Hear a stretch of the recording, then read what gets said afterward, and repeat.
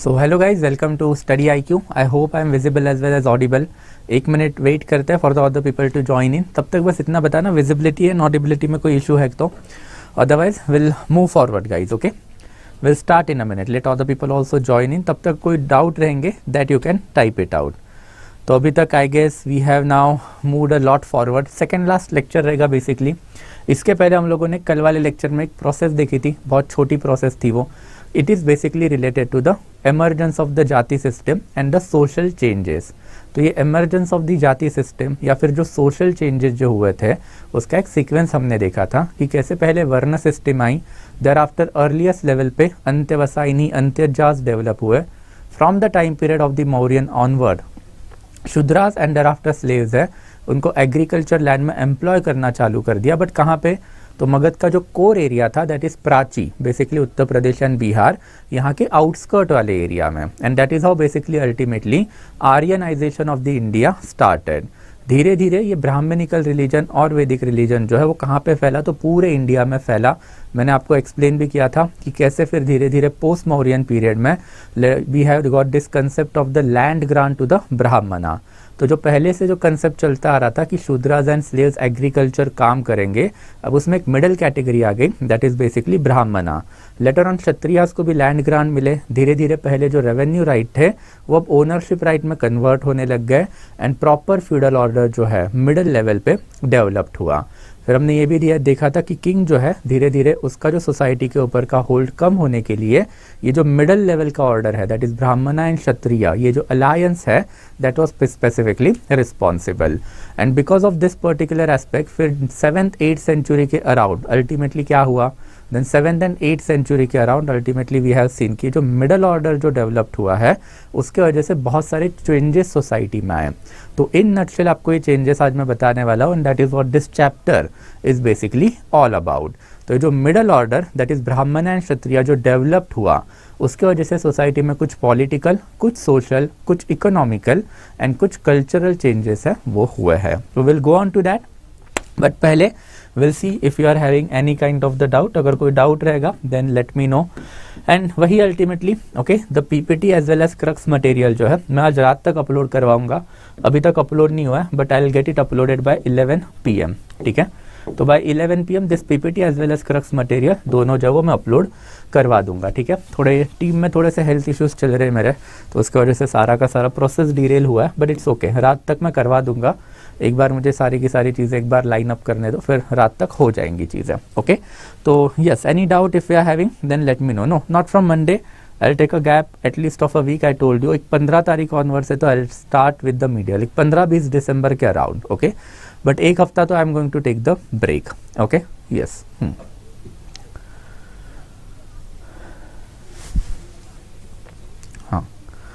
ठीक है, so if the trade decline in Gupta period how the land value increases, cause if the trade will decline then surplus will not be produce. क्यों? Trade का और surplus का क्या लेना देना है ना, right? You need to understand.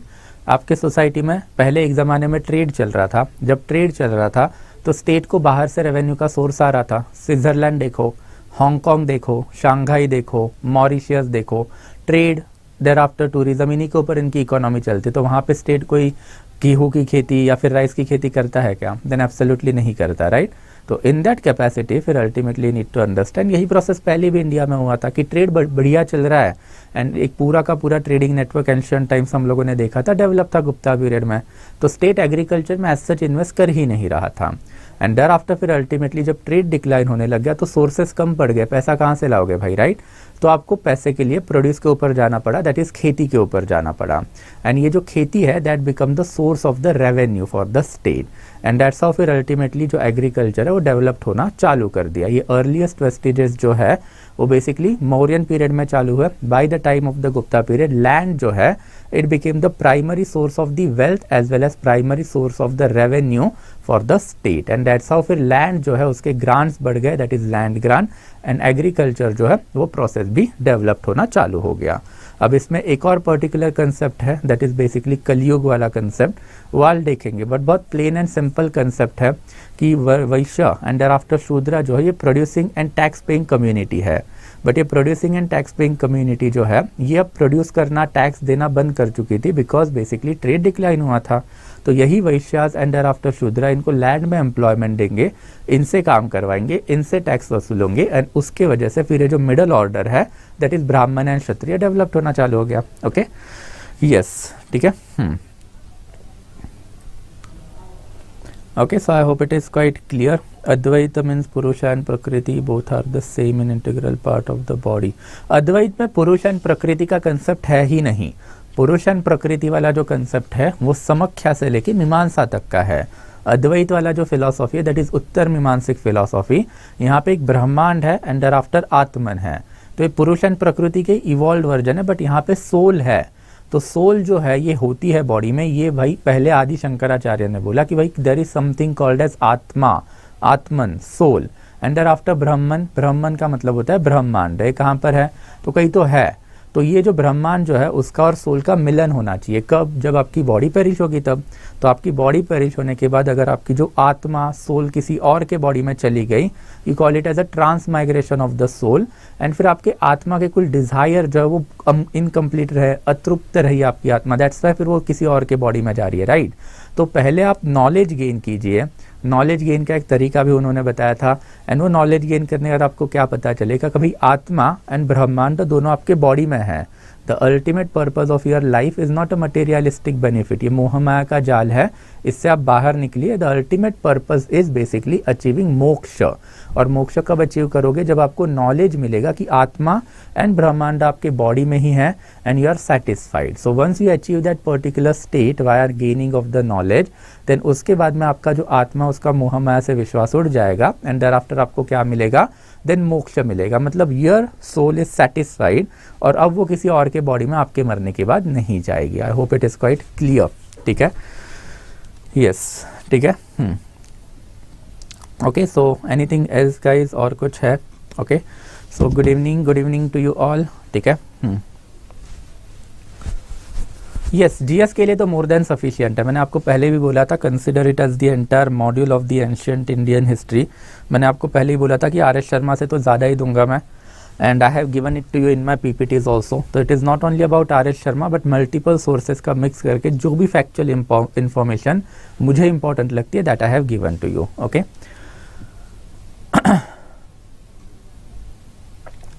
यार ये ओल्ड एंड न्यू एनसीईआरटी में ना जो डाटा जो है वो मिसमैच है, ठीक है। ये मैंने बाद में चेक भी कर लिया था, बहुत सारे बच्चों ने हाईलाइट किया था। तो अभी के लिए वो वाला जो डाटा मिसमैच वाला जो है उसको फिर साइड में रखो, यूपीएससी उसके ऊपर नहीं जाएगा, ठीक है। ओल्ड एनसीईआरटी में मेंशन है कि समिति में है, न्यू एनसीईआरटी में सभा में है, एंड आफ्टर फिर आर एस शर्मा के भी अलग अलग वर्जन में अलग अलग डाटा दे के रखा है। सो दैट्स वाई ये कन्फ्यूजन है। तो ये वाला कन्फ्यूजन अगर हर एक बुक में मिल रहा है then even UPSC is not going into it. So don't worry, what you need to remember, विधाता पहले थी, सभा समिति गण बाद में आई, एंड अल्टीमेटली फिर परिषद आई ड्यूरिंग द लेटर वैदिक एज, ठीक है। यस, ठीक है। सेकेंड लास्ट लेक्चर ये सब हो चुका ना यार। एक चैप्टर नंबर इसके बाद 26 तो मैं करने वाला था नहीं, 28 हम लोगों ने परसों के दिन ही कर लिया था। तो 28 के बाद अभी हम लोग 27 पे आए हैं, एंड 27 के बाद now will move on to 29 chapter, right.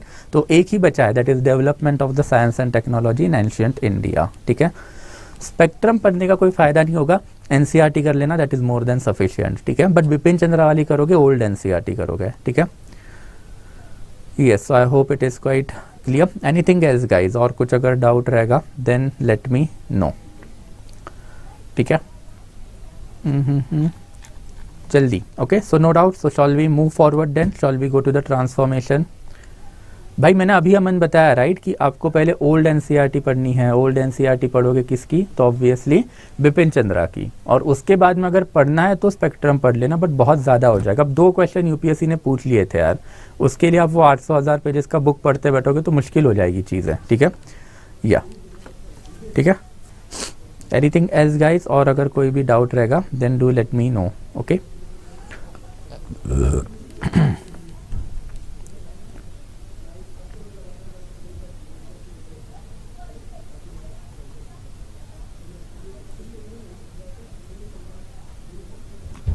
Okay चलो, so no doubt is there, so I will move forward then, okay guys, ठीक है। सो वन बाय वन, ठीक है। So transformation, as I told you, अभी थोड़े time पहले lecture चालू होने से पहले मैंने आपको बताया था कि जो ट्रांसफॉर्मेशन है उसमें सबसे बड़ा रोल जो वो मिडिल जो लेवल पे नया जो हायरार्की सोसाइटी में डेवलप्ड हुआ था, दैट इज लैंडलॉर्ड, उनके वजह से हुआ। ये लैंडलॉर्ड कौन थे? तो ब्राह्मणास थे, क्षत्रियस थे। एंड ये लैंडलॉर्ड सोसाइटी में कैसा है वो हम लोगों ने लास्ट लेक्चर में देखा था, that is evolution of the social changes, that is society में जो चेंजेस हुआ उसके बारे में। तो this is something NCERT is now moving towards the end of the ancient India. तो मैंने आपको लेक्चर के पहले दिन जो है that is my first lecture, उसमें कुछ कंसेप्ट समझाई थी कि भाई ये एंशिएंट इंडिया जो खत्म होता है एंड मीडिएवल इंडिया जो चालू होता है, ओके, ये एंशिएंट एंड मीडिएवल इंडिया चालू होने का जो डेट है वो 700 दिया गया। बट इसमें दो स्कूल है, एक कॉलोनियल वर्जन है। कॉलोनियल वर्जन जो है उनका कहना है कि भाई ये जो 700 है इसके अराउंड इस्लामिक इन्वेजन जो है वो इंडिया में चालू हो गए। तो and of the you can consider golden face of the Hindu religion है वो खत्म हो गया एंड अब इस्लामिक फेस जो है वो चालू हो गया। हाउएवर ये वाली थियरी को अभी हम लोग सब्सक्राइब नहीं करते, हम लोग इसको नहीं मानते। What believe is that indigenous historian या फिर जो इंडियन हिस्टोरियन है, जो अर्लियर लेवल पे नेशनलिस्ट हिस्टोरियन है, अब के लेवल के लिए वो मार्क्सिस्ट एंड आफ्टर सबल्ट्रान हिस्टोरियन है। तो इनका कहना है कि भाई ये जो 700 जो डेट कॉलोनियल हिस्टोरियन ने दिया है उसके पीछे का रीजन गलत है। ये इस्लामिक इन्वेजन, इस्लामिक रिलीजन, इससे कुछ रिलेटेड नहीं है। ये 700 वी कंसिडर कि एंशिएंट खत्म हो गया, मीडिएवल चालू हो गया। बट ये जो चेंज हुआ है that is basically the transformation. और ये ट्रांसफॉर्मेशन कहाँ कहाँ पे हम लोगों को दिखाई देता है? तो पॉलिटिकल फील्ड में, सोशल फील्ड में, इकोनॉमिकल फील्ड में एंड कल्चरल फील्ड में, हर जगह पे हम लोगों को ना एक ट्रांसफॉर्मेशन दिखाई देता है in the 7th and 8th century. And that's why फिर इवन दो इंडिजीनियस या फिर इंडियन हिस्टोरियंस है, उन्होंने कॉलोनियल वर्जन को रिफ्यूट कर दिया कि भाई ये इस्लामिक इन्वेजन वगैरह उसको छोड़ो, उसकी बात नहीं करेंगे। बट हम लोग आपका जो डेट है दैट इज 700 जो डिवाइड करता है एंशिएंट एंड मीडिएवल, इसको मानेंगे। बट इसको क्यों मानेंगे? तो because there was certain transformation. तो यही ट्रांसफॉर्मेशन हमें समझने हैं। जो सबसे बड़ा वाला जो ट्रांसफॉर्मेशन है वो सोशल ट्रांसफॉर्मेशन है। हमने देखा था कि कैसे सोसाइटी में जो वैश्य एंड शूद्रा जो है वो उनका पीजेंटाइजेशन हुआ था, वो पीजन बन चुके थे। देयर आफ्टर ब्राह्मणा एंड क्षत्रिया जो है वो बेसिकली लैंड लॉर्ड बन चुके थे वाया लैंड ग्रांट, और इनके ऊपर बेसिकली था king. King himself also belong to इधर ब्राह्मणिज्म दैट इज ब्राह्मणा या फिर क्षत्रिया। तो बेसिकली ब्राह्मण क्षत्रिय अलायंस है वो अपर वर्ण बन चुका था, दैट इज अपर क्लास बन चुका था। एंड फिर लोअर लेवल पे ये जो वैश्याज एंड शूद्राज जो है उनको ढकेला गया। एंड जैसे उनको लोअर लेवल पे ढकेला गया तो उसका मतलब क्या हुआ? उनसे सारे एक्सेस छीन लिए गए। If you are born in a Shudra varna, if you are born in a Vaishya varna, then आपको जिंदगी भर स्लेव बन के रहना अब पड़ेगा अपर वर्ण का। You will not be given education, you will not be having any kind of the political right, and for the rest of your life you will be only tax paying community to the upper two varna.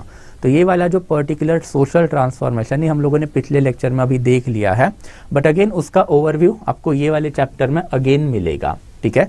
तो let's go one by one. तो सबसे पहले देखेंगे कि ये जो transformation जो हुआ है वो सोसाइटल लेवल पे कहाँ पर हुआ है। तो ट्रांसफॉर्मेशन जो सोसाइटल लेवल पे हुआ था इसमें हम लोगों ने देख लिया था कि अर्लीस्ट लेवल पे लैंड ग्रांट जो है वो चालू हुए थे। ये लैंड ग्रांट्स अर्लियर लेवल पे किसने चालू किए थे? तो सातवाहना डायनेस्टी ने किए थे। गौतमीपुत्र सातकर्णी की भी बात की थी हम लोगों ने कि he was the first person जिसने लैंड ग्रांट जो है वो देना चालू कर दिया था। तो जैसे ही गौतमीपुत्र ने लैंड ग्रांट देना चालू कर दिया, ब्राह्मण जो है उन्होंने बेसिकली लैंड ग्रांट जो है हर एक राजा से मांगने चालू कर दिए। एंड आफ्टर एक मिडल लेवल पे ब्राह्मण आके बैठ गए। तो किंग के नीचे ये ब्राह्मण एंड ब्राह्मण के नीचे फिर वैश्याज एंड शूद्रा जो बेसिकली पीजेंट आपकी जो है दैट इज बेसिकली जो लोअर लेवल के वर्कर्स है, इनकी एक हायरार्की जो है वो डेवलप हो गई। एंड इसको जस्टिफाई करने के लिए फिर ब्राह्मण लोगों ने ये युगा वाली थियरी भी जो है वो इन्वेंट कर ली। अब ये युगा वाली थियरी कौन सी है कि इंडिया में देयर आर 4 युग, कृता, त्रेता, द्वापर, कली। तो कलियुग जो है ये वाला theory Gupta period of time में जो है प्रोपाउंड किया ब्राह्मणा ने। गुप्ता ने बोला कि देखो भाई एंशिएंट टाइम से हम वैदिक रिलीजन फॉलो कर रहे हैं जिसमें वर्णाश्रम धर्म, तो वर्णाश्रम धर्म जो है वो हम लोगों को फॉलो करना चाहिए।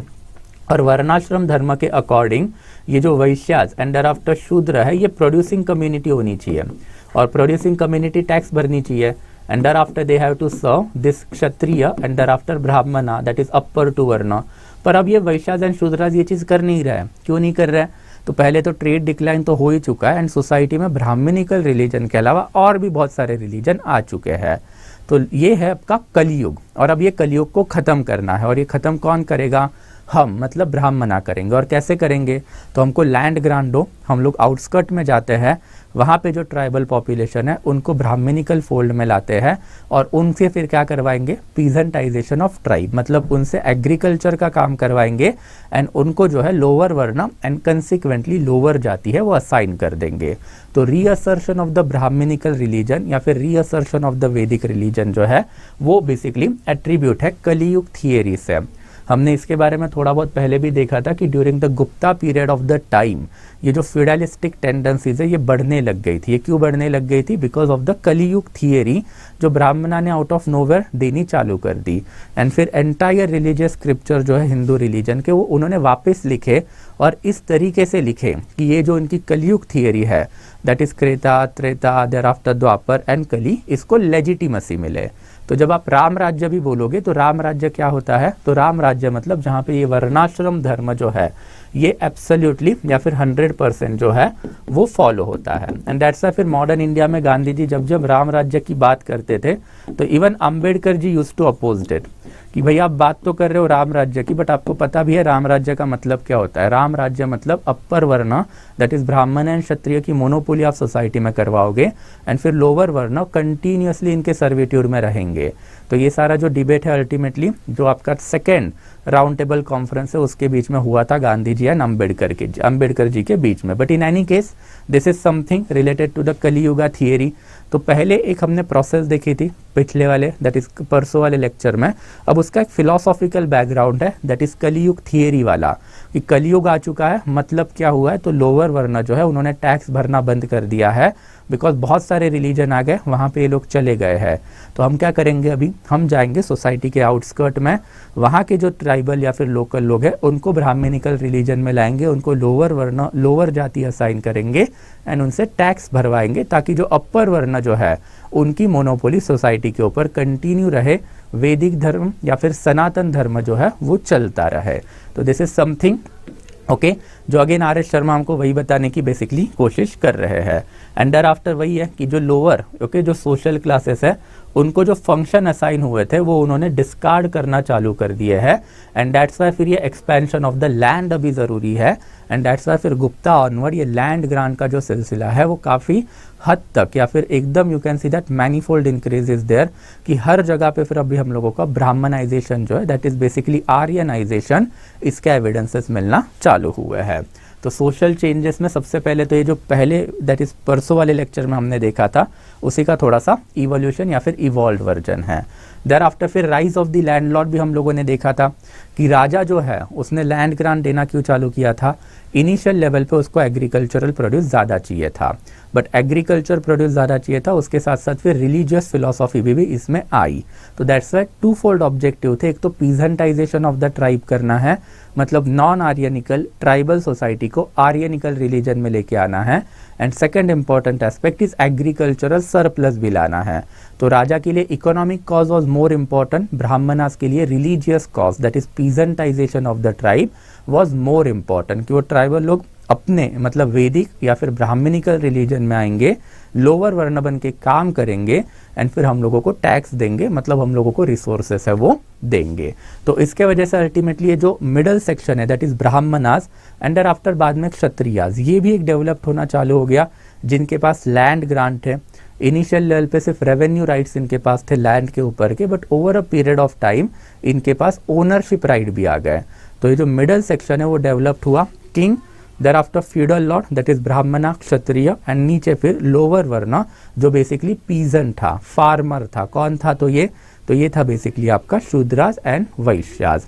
तो एक इलेबोरेट हायरार्की क्रिएट की गई, बट इसका एक अल्टीमेटली बुरा इम्पैक्ट भी इंडिया पे पड़ा। क्या बुरा इम्पैक्ट पड़ा? राजा का प्रजा के साथ कॉन्टैक्ट टूट गया because now there was a middleman and everything depended upon the middleman and that's why over a period of time ये जो basically middleman जो है and thereafter उसके नीचे काम करने वाली प्रजा that is basically वैश्यास and Shudras ये लोगों ने अपने लिए अलग identity that is regional identity है वो क्रिएट करनी चालू कर दी। It was quite normal process. ये लोगों का राजा साहब एज सच कॉन्टैक्ट बना नहीं था, टूट गया था। And there after in that case अगर ये फ्यूडल लॉर्ड जो है, ये फ्यूडल लॉर्ड अगर बगावत कर जाए किंग के अगेंस्ट, देन ऑब्वियसली जो लोकल पॉपुलेशन है उन्होंने तो अपनी एलिजियंस फ्यूडल लॉर्ड के लिए दी थी, रीजनल लॉर्ड के लिए दी थी, तो ऑब्वियसली उनके साथ साथ फिर लोग भी बगावत कर जाते थे। एंड फिर over a period of time एक सेंट्रलाइज यूनिफाइड स्ट्रक्चर जो गुप्ता पीरियड ऑफ टाइम में था वो इंडिया में ब्रेक डाउन हुआ। एंड फिर इंडिया के जो छोटे छोटे टुकड़े हैं और वी कैन कंसिडर ये जो रीजनल कल्चर जो है इंडिया में डेवलप्ड होना चालू हुआ। तो this is something related to that only कि सबसे पहले ब्राह्मणास ने ये जो लैंड ग्रांट जो है वो चालू करवा दी। फिर किंग की जो पावर है वो खत्म हो गई। एंड फिर over a period of time जो रॉयल अथॉरिटी जो है ये जो है अल्टीमेटली इरोड होने लग गई। और जब आपकी रॉयल अथॉरिटी इरोड होने लग गई तो आपका रीजनल कल्चर जो है वो बेसिकली डेवलप्ड होने लग गया। एंड जब रीजनल कल्चर डेवलप्ड होने लग गया तो वेस्टेड इंटरेस्ट मतलब ये जो मिडल लेवल पे जो फ्यूडल लॉर्ड मतलब जो ब्राह्मणा या फिर क्षत्रिय है वो किंग के अगेंस्ट बगावत कर देते थे, अपना अलग जो राज है वो चला देते थे। तो हमने देखा था एक ज़माने में वाकाटका, उन्हीं के जगह पे फिर हम लोगों को कौन मिले हैं, तो हम लोगों को मिले हैं चालुक्यास। फिर चालुक्यास की जगह हम लोगों को राष्ट्रकूटा मिले हैं, राष्ट्रकूटा के जगह हम लोगों को होयसला मिले हैं। तो ये बेसिकली जो नई डायनेस्टी जहाँ पे क्रिएट हुई थी वो अर्लियर डायनेस्टी के फ्यूडल लॉर्ड थे। जैसे ये feudal lord that is Brahmana या फिर क्षत्रिय, उनको पता चला कि भाई राजा की पोजीशन वीक हो चुकी है, तो जैसे ही राजा की पोजीशन वीक हो गई तो इन्होंने बगावत कर दी है फ्यूडल लॉर्ड ने। एंड फिर जो फ्यूडल लॉर्ड के नीचे वाले जो लोग हैं नाउ दैट इज बेसिकली प्रजा दैट इज लोअर वर्ण दैट इज शूद्र एंड क्षत्रिय, वो लोग भी फ्यूडल लॉर्ड के साथ जाना चालू हो गए। एंड दैट इज हाउ फिर रीजनल आइडेंटिटी जो वो इंडिया में अल्टीमेटली डेवलप्ड हो गई। ओके, तो this is something related to the rise of the landlord. And there after फिर change in the varna system, इसके बारे में भी हम लोगों ने अब बहुत बात कर ली है कि कैसे पहले वर्ण सिस्टम आया, over a period of time इसमें जाति सिस्टम लाया गया। And there after by 7th and 8th century अब हम लोगों को यहाँ पे एक प्रोसेस कंप्लीट होती हुई दिखाई दी है कि अपर टू वर्ण जो है अब ये मोनोपोली करने लग गए थे उन एंटायर सोसाइटी के ऊपर। एंड लोअर टू वर्ण जो है ये अब सोसाइटी में एकदम डाउन ट्रोडन बन चुके थे।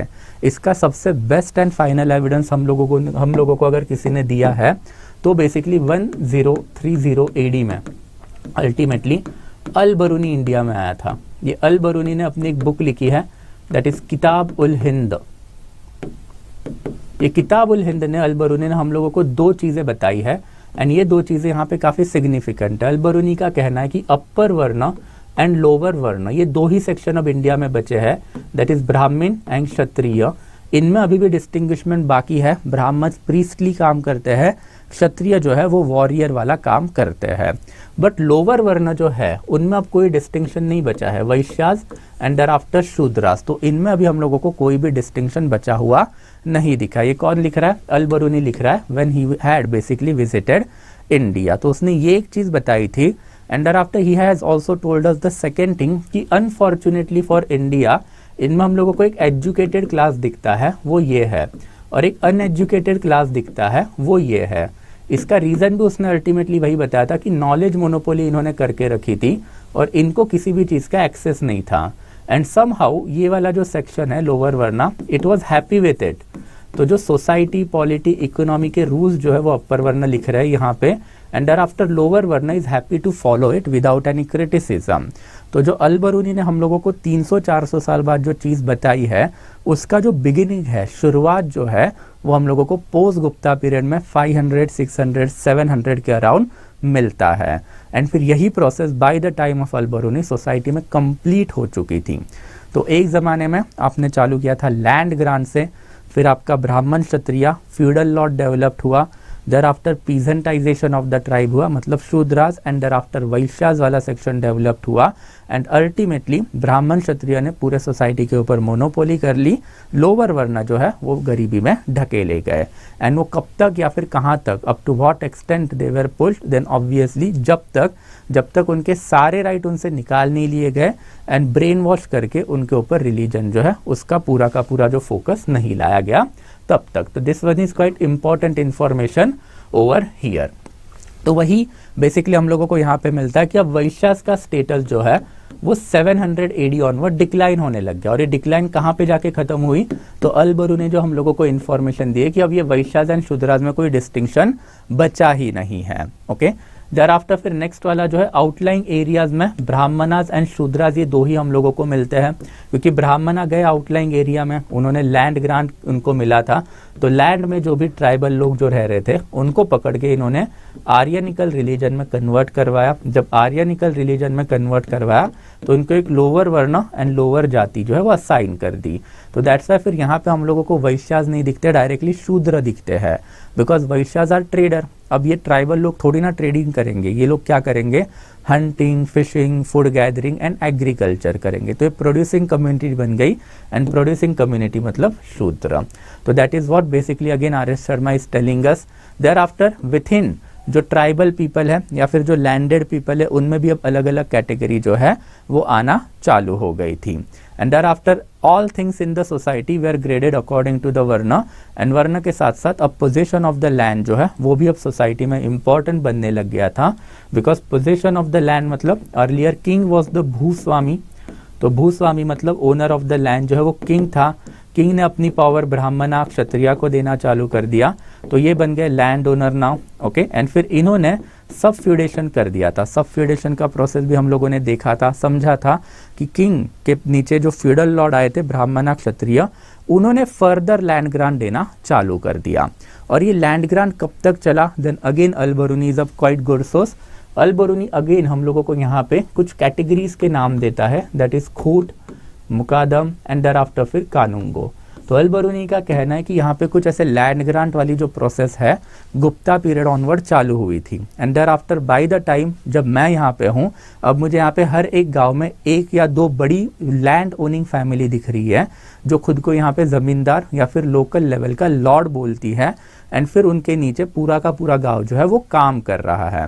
मतलब एक जमाने में एक पीस ऑफ लैंड दिया गया किसी ब्राह्मणा को, क्षत्रिय को, वो बंदे ने यहाँ से फिर नीचे जो है धीरे धीरे फर्दर लैंड ग्रांट करना चालू कर दिया। और ये कब तक चलते गए, तो जब तक विलेज लेवल पे एक बंदा जो है सुप्रीम या फिर एकदम अपर लेवल पे नहीं आया, मतलब विलेज लेवल पे एक बंदा जो है वो ओनर नहीं बना, तब तक ये लैंड ग्रांट चलते गए। और आज भी अगर आप आपके गांव में जाओगे आपको ये प्रोसेस दिखेगा कि आपका गांव जो है उसमें आपको एक या दो जो है वो बड़े लैंडलॉर्ड जो है वो आज भी दिखेंगे, एंड इनके फैमिली के पास 200, 500, 600 साल से वो वाला पूरा का पूरा गांव का जो लैंड है वो इस फैमिली के पास था। बिकॉज एक ज़माने में ये लोग फ्यूडल लॉर्ड थे, किसी राजा किसी ब्राह्मण के लिए काम किया करते थे, वो राजा ब्राह्मण को लैंड ग्रांट मिली थी, एंड फिर वो ब्राह्मण या फिर वो राजा ने खुश होके इनको फर्दर एक छोटा पीस ऑफ लैंड दे दिया था। तो ये जो प्रोसेस ऑफ फ्यूडलाइजेशन एंड सब इनफ्यूडलाइजेशन जो है उसके वजह से सोसाइटी में वर्ण सिस्टम के ऊपर भी अल्टीमेट बहुत सारे इम्पैक्ट पड़े। वर्ण सिस्टम में लैंड ओनिंग क्लास ब्राह्मणा क्षत्रिय बन गया, नॉन लैंड ओनिंग क्लास कौन बन गया, वैश्यास एंड शूद्रास। तो लैंड जो है वो बेसिकली अब यूनिट ऑफ वेल्थ माना जाने लग गया, एंड देयर आफ्टर जिसके पास लैंड नहीं है that is non owner class जो है वो बन गया आपका पीसेंट। और ये जो प्रोसेस जो है वो पोस्ट गुप्ता पीरियड में जो चालू हुई थी उसको अल्टीमेटली खत्म हम इसी पर्टिकुलर पीरियड में मानते हैं, बिकॉज अल बरूनी जो है again he was quite learn person. Ghazni जो है वो ये था क्वाइट ड्रेडेड रीडर था, तो गजनी का एक ही मकसद था इंडिया को जाके लूटना है। बट भाई इंडिया में जाना है, लूटना है, तो लूटपाट मचाने के लिए लोकल लैंग्वेज भी तो आनी चाहिए, उसके बिना आप लूटपाट कैसे मचाओगे। राजा अगर अपने आप सरेंडर करने को रेडी है तो राजा से बोलने के लिए भी तो हमें एक बंदा लगेगा। तो दैट्स व्हाई गजनी ने इनिशियल लेवल पे जो इन्वेजन किए थे फर्स्ट, सेकेंड एंड थर्ड, उसमें वो इंडिया में से सारा संस्कृत लिटरेचर एंड फिर पंडित लोगों को पकड़ के गजना में लेके गया था। उन पंडित एंड आफ्टर संस्कृत लिटरेचर को उसने इस्लामिक स्कॉलर जो उसके कोर्ट में थे उनको दिया।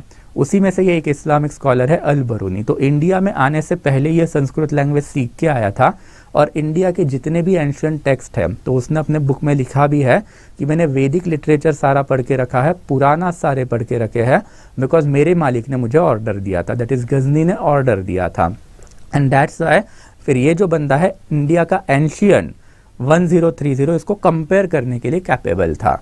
एंड दैट्स व्हाई फिर ये वाला जो प्रोसेस हम लोग जो बात कर रहे हैं उसका ये सोर्स ही है अल बरूनी का किताबुल हिंद। और इसमें हम लोगों को ये जो प्रोसेस यहाँ पे चालू होती हुई दिखाई दे रही है वो यहाँ पे कितने अलग लेवल पे या फिर अल्टीमेट लेवल पे असर्ट हुई है उसके एविडेंस बेसिकली मिले हैं। तो ये changes in the varna system के बारे में अगेन वही है जो हम लोगों ने कल बेसिकली देखा था। एंड देयर आफ्टर वही है ये जो पुराना जो है 8th सेंचुरी वो अब मेंशन कर रही है कि there are thousands of the intermixed caste. तो कास्ट सिस्टम एक जमाने में सिर्फ अंत्यवसायिनी, देयर आफ्टर अंत्यजा, आचार्य चाणक्य के अंत्यजा में कितने कास्ट थे? सिर्फ 5 जाति थी, दैट इज 5 कास्ट थे। आचार्य चाणक्य का जो बुक है वो 3rd सेंचुरी BC में लिखा है।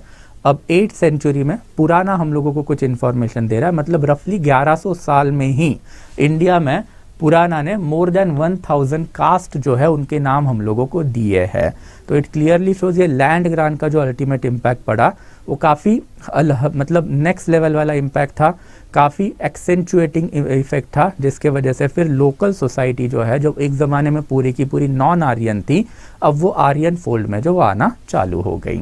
एंड देयर आफ्टर फिर वही है अल्टीमेटली कि tribal people were admitted into Brahmanical society on the basis of the land grants given to the Brahmana. तो ये जो फैक्चुअल डाटा है इसके पीछे का प्रोसेस मैंने आपको परसों वाले लेक्चर में एंड देयर आफ्टर फिर ये वाले लेक्चर में है अल्टीमेटली समझा दिया था। तो बेसिकली सोशल ट्रांसफॉर्मेशन जो है ये काफ़ी कंप्लीट वाला ट्रांसफॉर्मेशन था। सोसाइटी में क्या हुआ बाय 700 AD, तो एक चीज़ हो गई कि एक ज़माने में जो 4 वर्ण थे इनमें फ्लेक्सिबिलिटी थी, अब वो फ्लेक्सिबिलिटी खत्म हो गई, अपर वर्ण लोअर वर्ण डिवीजन सील हो गया। एक ज़माने में सोसाइटी में मल्टीपल रिलीजन थे, अब वो खत्म हो गए, ब्राह्मणिकल रिलीजन ने अपने आप को असर्ट किया। क्यों? Because of the Aryanization of the society. एक ज़माने में सोसाइटी में आउटकास्ट या फिर जाति सिस्टम नहीं थी, but by the 7th century अब हम लोगों को मोर देन 1000 कास्ट के नाम मिले हैं बाय द पुराना लिटरेचर। एक ज़माने में सोसाइटी में हर एक वर्ण के पास सोशल अपवर्ड मोबिलिटी का चांस था, मतलब वो अपना वर्ण बदल सकता था, अपनी इकोनॉमिकल पोजीशन बदल सकता था। But by the 7th and 8th century again because of the assertion of the Sanatan Dharma और because of the assertion of the वैदिक रिलीजन ये एक्सेस जो वो लोअर वर्ण से छीना गया, लोअर वर्ण को परपेचुअल स्लेवरी में ढकेला गया एंड देयर आफ्टर अपर वर्ण जो है उन्होंने अपनी मोनोपोली सील कर दी। तो this is something that is transformation in the society that we can talk about. Thereafter फिर next one that is transformation in the economy. Now as far as transformation in the economy is concerned, then India जो है एक ज़माने में urban था, एक ज़माने में ट्रेडिंग वाली कंट्री थी, अब जो है उसका पूरा का पूरा कन्वर्जन है रूरलाइजेशन में हो चुका था। इसके भी कुछ रीज़न है। Okay, starting from the Mahajanapada हमने देखा था कि हम लोगों को उत्तर पथ thereafter दक्षिण पथ मिले थे। Bye the time of the Mauryans हमने देखा था कि मौर्यंस ने सेंट्रल एशिया के साथ कॉन्टैक्ट मेंशन करके रखे थे। अशोका ने अपने इंस्क्रिप्शन में धम्म विजया का मेंशन करके रखा था, जिसने उसने सेंट्रल एशिया के किंग के हम लोगों को नाम भी दिए थे। तो दिस इज समथिंग हम लोगों को मिला है मौर्यन टाइम में, मतलब अभी भी ट्रेडिंग जो है वो सोसाइटी में अच्छे लेवल पे चल रही है।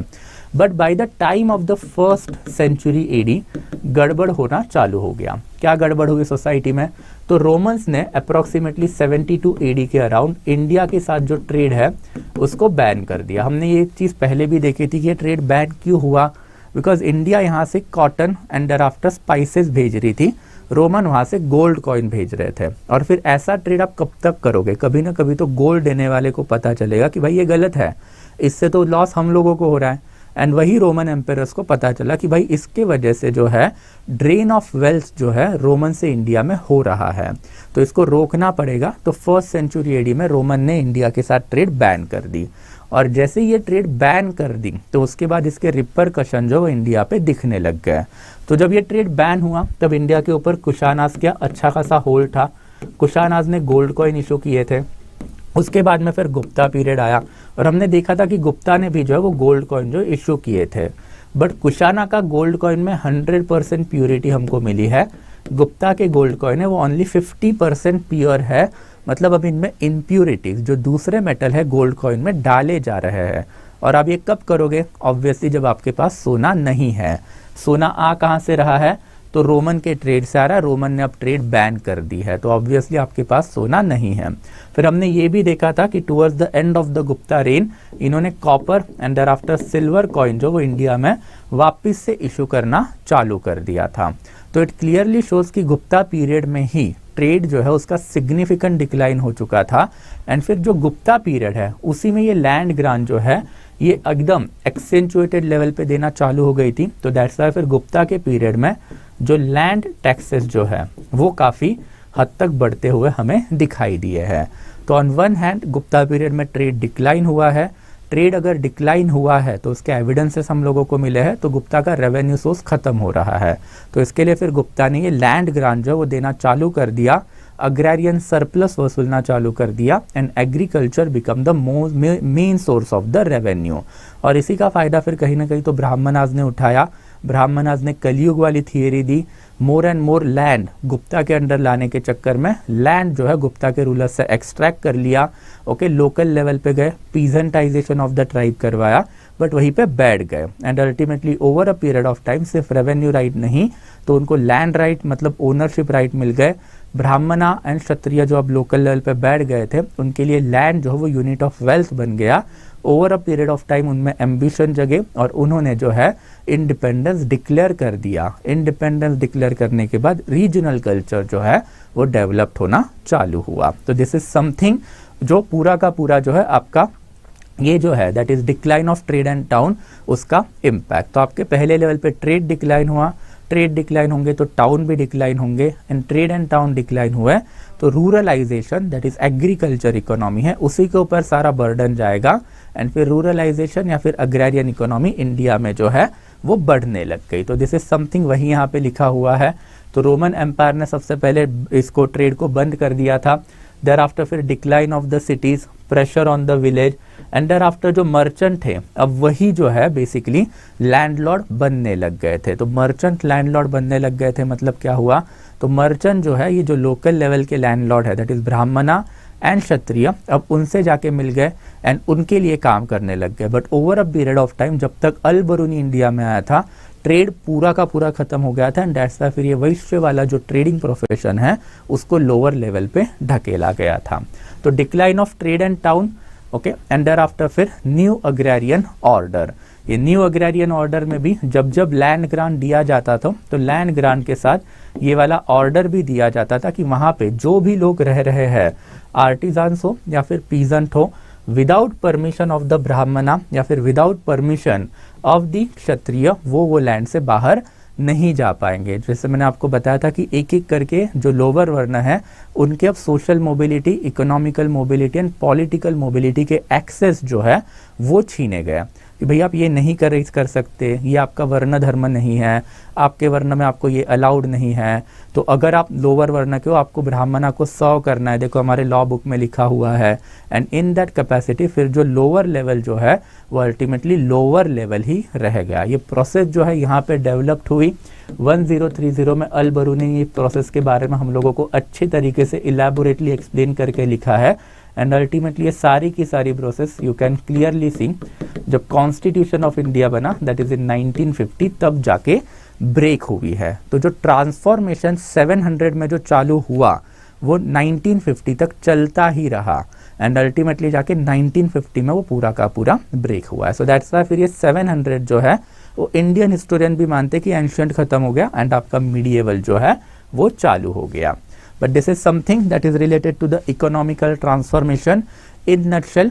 डिक्लाइन ऑफ ट्रेड, उसके वजह से फिर लैंड के ऊपर दैट इज एग्रीकल्चर के ऊपर प्रेशर बढ़ा तो लैंड टैक्स बढ़े, लैंड ग्रांट बढ़ा एंड जब land tax and land grant बढ़ा तो ब्राह्मणा जो ऑलरेडी लैंड ग्रांट सोसाइटी में ले रहे थे उनकी पोजीशन बढ़ी। उन्होंने कलयुग थियरी लाई, कलयुग थियरी लाके उन्होंने ये प्रूव किया कि लोअर वर्ण का काम ही है कि क्या है उन लोगों को टैक्सेस पे करने हैं। तो अभी हम लोगों को और लैंड ग्रांट दो, हम लोग आउटस्कर्ट ऑफ सोसाइटी में जाएंगे एंड फिर वहां पे जाके हम लोग क्या करेंगे, then outskirt of the society में we will do the conversion of the non Aryan population into Aryan population. And जब आर्यन पॉपुलेशन में कन्वर्ट होगा तो लोअर वर्ण लोअर जाति असाइन की जाएगी एंड अल्टीमेटली फिर वहां पे हम लोग क्या करेंगे, पूरा का पूरा peasantization of the tribe and agrarian surplus करवाएंगे।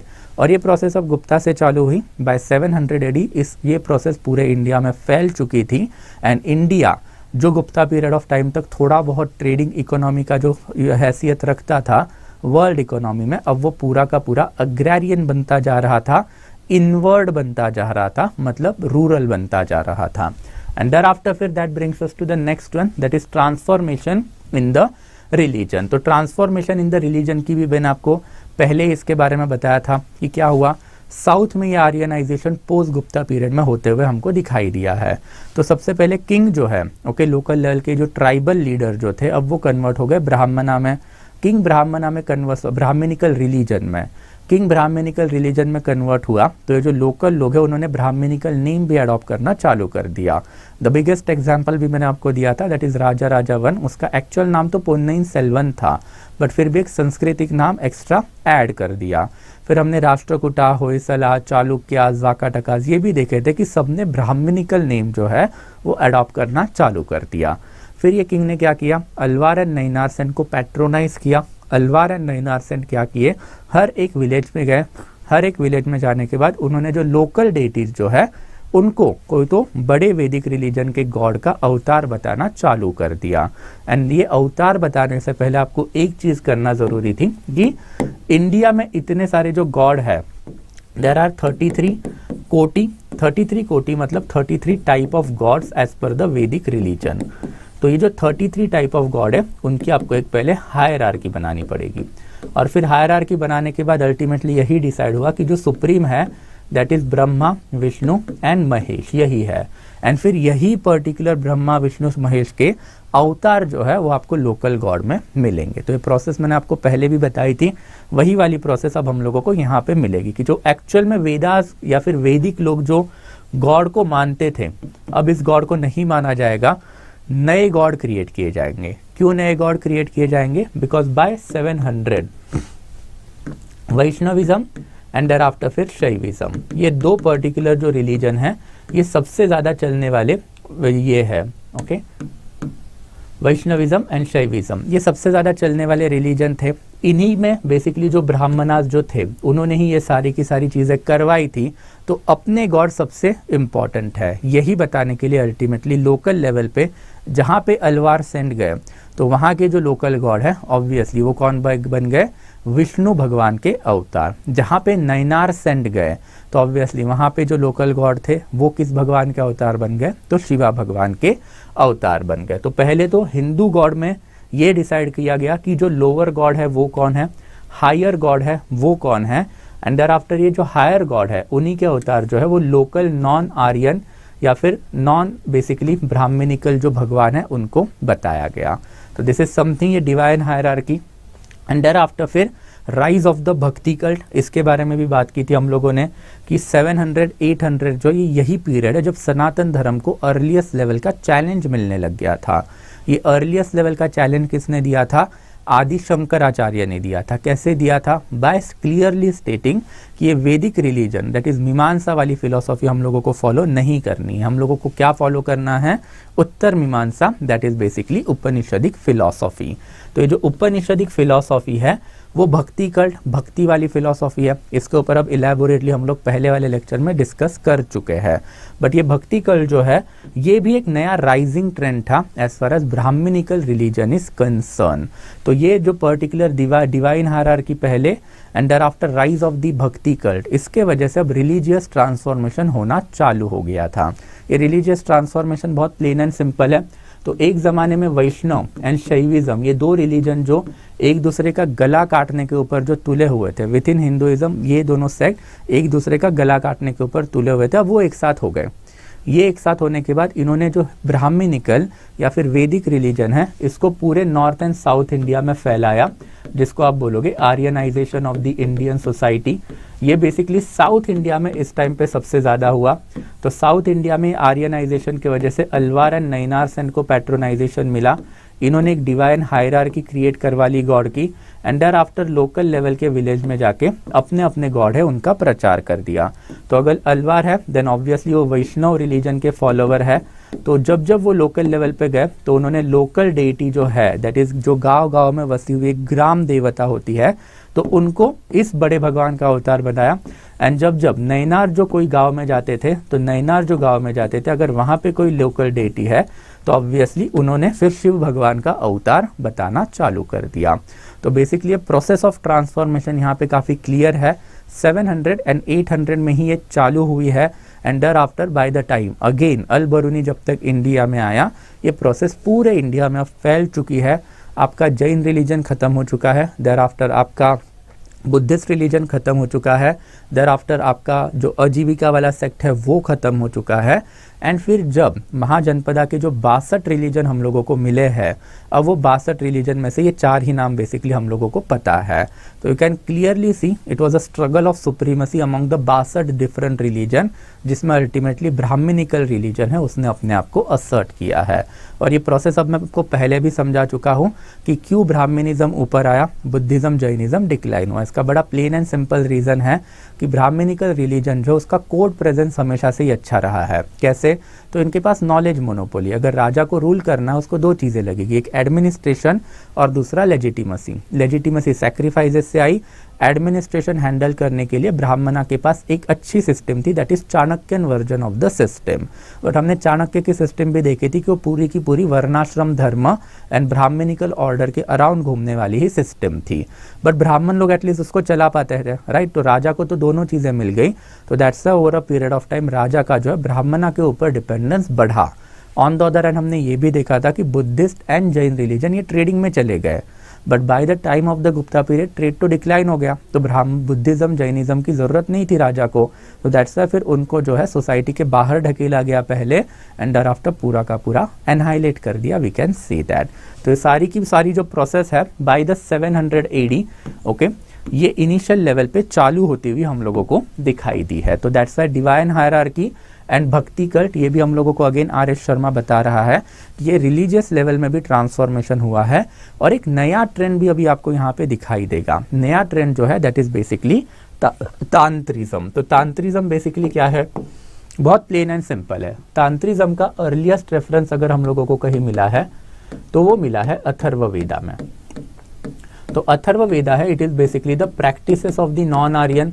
ये हमने पहले भी देखा था कि नॉन आर्यंस की प्रैक्टिसेस है एंड इट इज बेसिकली जो मैजिकल चार्म्स जो होते हैं तो वो उसके ऊपर ये बेसिकली बुक है। मतलब समहाउ अर्लीस्ट लेवल पे ही मतलब अप्रोक्सीमेटली 1000 BC से लेके 600 BC तक ही हम लोगों को ये एविडेंसेस मिले हैं कि जो नॉन आर्यनिकल पॉपुलेशन है वो ये तंत्र मंत्र की विद्या है करती थी। अब इसका एग्जैक्ट जेनेसिस हम लोगों को नहीं पता कि कब चालू हुई, कैसे चालू हुई, बट अर्लीस्ट रेफरेंस जो वो अथर्ववेदा ही है कि नॉन आर्यनिकल लोग जो है ये जो है वो तंत्र मंत्र की विद्या में यकीन रखने वाले लोग हैं।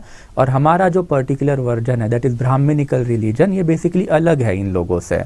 तो इसकी इंफॉर्मेशन तो वेदास में हम लोगों को मिली है। बट नाउ यू कंसिडर ये नॉन आर्यनिकल लोग जो वो कहाँ पे रह रहे थे? मगध यानी प्राची के आउटस्कर्ट वाले एरिया में रह रहे थे। अब वही वाले एरिया जाके आपने कैप्चर करवा लिए, तो मतलब आप मगध वहाँ से निकले, आपने महाराष्ट्र कैप्चर कर लिया, आपने तमिलनाडु कैप्चर कर लिया, कर्नाटका वाला एरिया कैप्चर कर लिया, केरला वाला भी एरिया आपने कैप्चर कर लिया।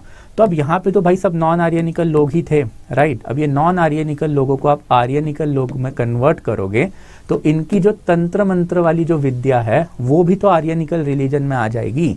कैसी आ जाएगी? ये भी मैंने आपको पहले बताया था कि you can change the religion of the person but you can not take the religion out of that person. इसका मैंने आपको एग्जाम्पल भी दिया था कि फायर वर्शिप हिंदू रिलीजन का ये एस्पेक्ट है, बट ये फायर वर्शिप जो है जो हिंदू कन्वर्ट जो इस्लामिक रिलीजन में, Hindu convert and Christian religion में वहाँ पे लेके गई। तो पूरी दुनिया में आपको सिर्फ इंडिया ऐसी एक कंट्री मिलेगी जहाँ पे दरगाह होगी तो वहाँ पे आपको दिए जलाए हुए दिखेंगे एंड वहाँ पे आपको धूप अगरबत्ती दिखेगी। पूरे दुनिया में इंडिया ही ऐसी कंट्री होगी जहाँ पे आपको जीसस क्राइस्ट के सामने कैंडल रखे हुए दिखाई देंगे, because fire worship is the inherent element of the Hindu religion. भले ही कन्वर्ट हो गए तो अब फिर भी हमारी प्रैक्टिसेस वो रिलीजन में लेके गए। चलो फायर वर्शिप छोड़ दो, दूसरा एग्जाम्पल है कास्ट सिस्टम। तो लोअर वर्ण, लोअर कास्ट के लोग कन्वर्ट होके Islamic and there after Christian religion में चले गए, और हिंदू रिलीजन की कास्ट सिस्टम भी वहां पे लेके चले गए, जबकि क्रिश्चियन एंड मुस्लिम रिलीजन जो है वो कास्ट सिस्टम को मानता ही नहीं, दे आर यूनिवर्सल ब्रदरहुड वाले रिलीजन। तो वैसे ही जब आप नॉन आर्यनिकल लोगों को आर्यन सोसाइटी में कन्वर्ट करोगे तो नॉन आर्यनिकल लोग अपनी प्रैक्टिस लेके भी तो आर्यन सोसाइटी में आएंगे, और फिर ये नॉन आर्यनिकल लोगों की प्रैक्टिसेस तो हम लोगों को अथर्ववेदा नहीं दे के रखी है, तंत्र मंत्र वाली विद्या, झाड़ फूक वाली विद्या, दैट इज ब्लैक मैजिक वाली विद्या, तो वो भी जो है ब्राह्मणिकल सोसाइटी में आना चालू हो गई। एंड दैट्स फिर आर एस शर्मा हम लोगों को वही बताते हैं कि ठीक है कि ये जो ब्राह्मणास जो है, ओके, ये ब्राह्मणास जो है basically they adopted the tribal ritual, मतलब नॉन आर्यन रिचुअल, उनके charms and symbol which were now officially compiled, मतलब उन्होंने इनको हिंदू धर्म ग्रंथ में ला के रख दिया, एंड देयर आफ्टर इनको पैट्रोनाइजेशन भी दिया, एंड देयर आफ्टर इनको फॉलो करना भी चालू कर दिया। And that's again you will see कि जो तंत्र मंत्र वाली जो विद्या है it is always feminine. Feminine मतलब तंत्र मंत्र जब आप करोगे तो आप कोई तो female version of the deity है उसी को पूजोगे, एंड फिर जो female version of the deity है दैट इज वुमन जो है, उनके राइट ट्राइबल सोसाइटी में हमेशा ज़्यादा होते हैं as compare to Brahmanical society. And that's you can clearly see जितनी भी ट्राइबल गॉडेसेस इंडिया में आपको आज भी दिखती है वो आपको जो कोर आर्यवर्त जो है दैट इज रफली मगध से लेके पूरा का पूरा सतलज तक का एरिया, यहाँ पे नहीं दिखेंगे, इसके आउटस्कर्ट में दिखेंगी। आपने कामाख्या देवी का नाम सुना होगा, आसाम ऑब्वियसली, देयर आफ्टर आपने महालक्ष्मी का नाम सुना होगा, आपने भवानी माता का नाम सुना होगा, कहाँ पे है तो महाराष्ट्र वाले एरिया में है।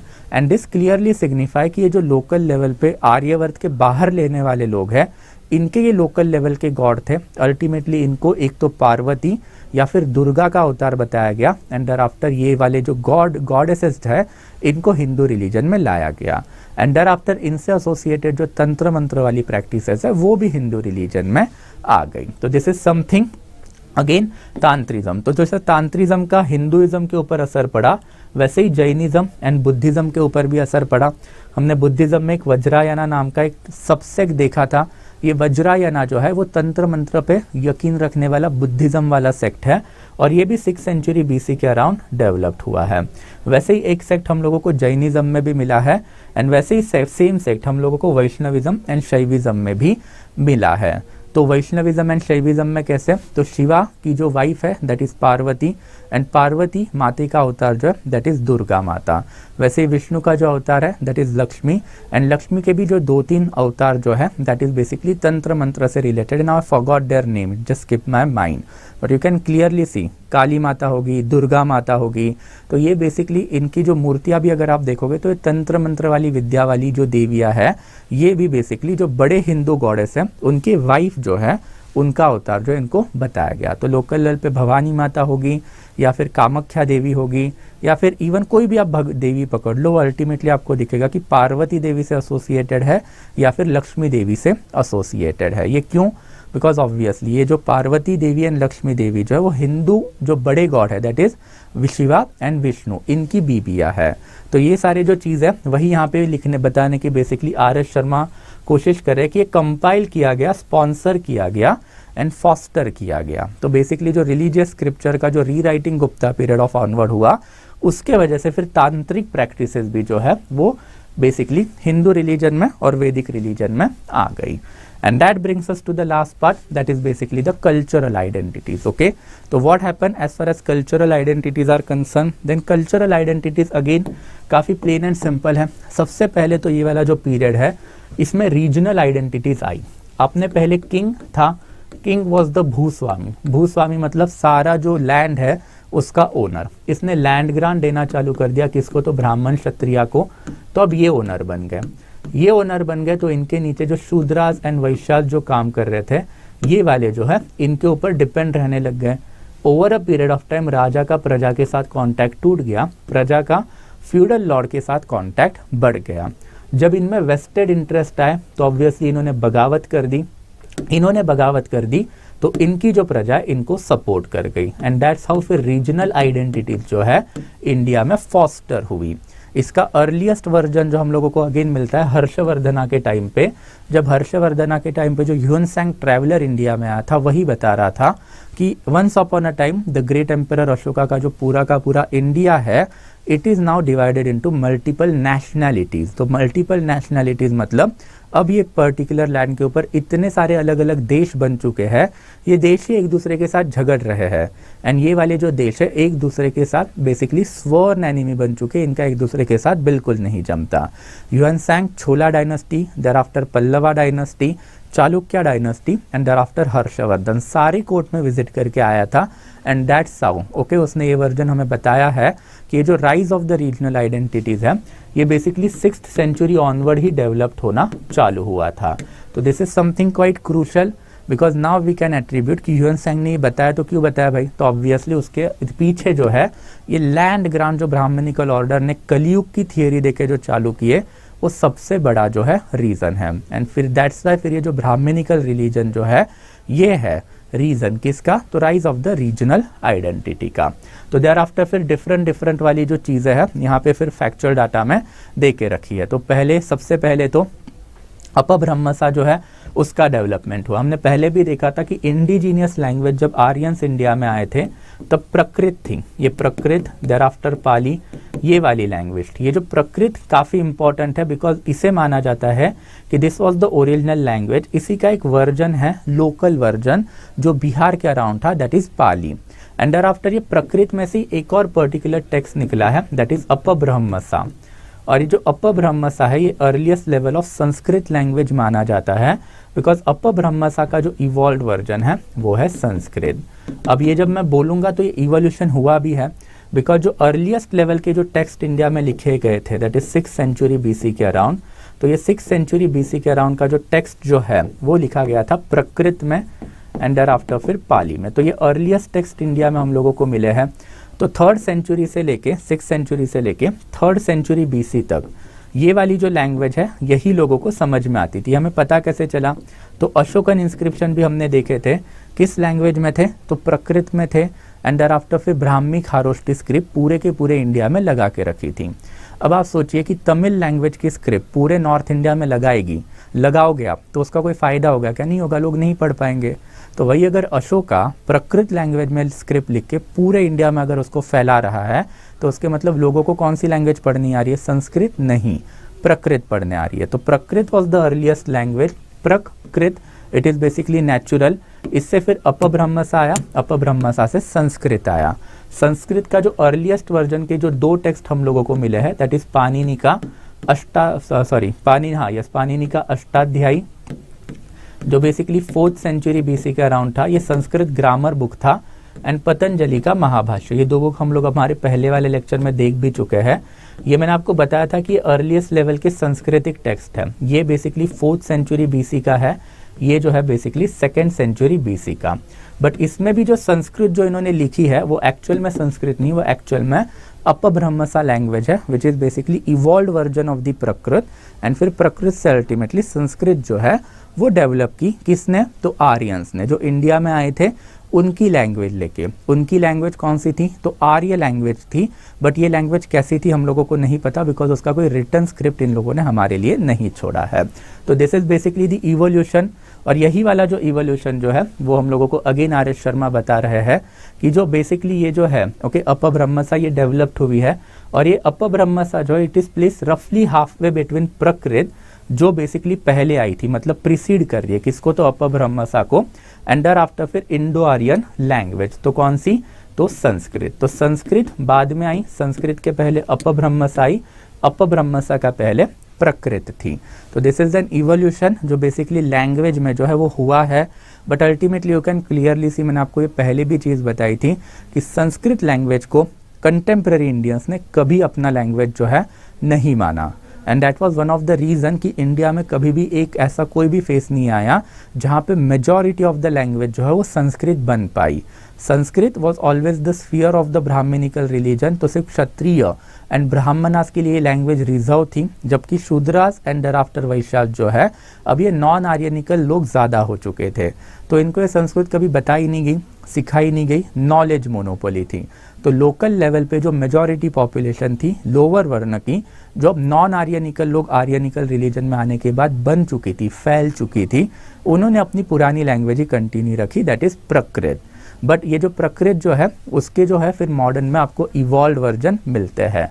तो ये जो प्राकृत है इसी से अल्टीमेटली आपका जो लोकल लेवल पे जितने भी लैंग्वेज है, मैथिली होंगी, देर आफ्टर फिर भोजपुरी होंगी, ओके, देर आफ्टर फिर इवन राजस्थानी, गुजराती, महाराष्ट्री, ये सारे के सारे फिर प्राकृत से डिराइव्ड लैंग्वेज है and not Sanskrit.